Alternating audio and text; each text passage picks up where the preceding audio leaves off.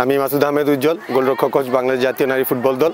আমরা এই মুহূর্তে জর্ডানে আছি এবং জর্ডানের আম্মানে সল্টি স্টেডিয়ামে তৃতীয় দিনের মতো আমাদের আজকের অনুশীলন শেষ করেছি। আলহামদুলিল্লাহ আমাদের মেয়েরা আজকে খুব ভালো অনুশীলন করেছে। আমাদের আজকে ট্রেনিংয়ের আসলে মূল উদ্দেশ্যটা ছিল হচ্ছে ক্রসিং ফিনিশিং এবং সেট পিস নিয়ে। তো কোচ যেভাবে চেয়েছে মেয়েরা আলহামদুলিল্লাহ সেভাবে করতে পেরেছে এবং মেয়েদের খুব চাঙা মনে হচ্ছে। আমরা 3 দিন ধরে এখানে ট্রেনিং করছি। ওয়েদারের সাথে আমরা মোটামুটি মানিয়ে নিয়েছি আলহামদুলিল্লাহ। ইনশাল্লাহ সামনের 31 তারিখের ম্যাচে আমরা ভালো কিছু আশা করছি ইনশাল্লাহ।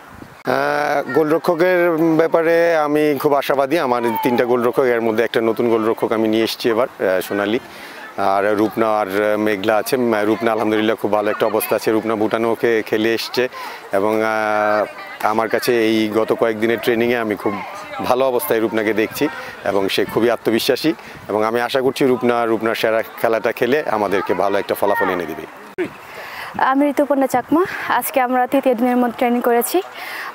ওয়েদার এবং সব মিলিয়ে আমরা ভালো একটা ট্রেনিং করলাম।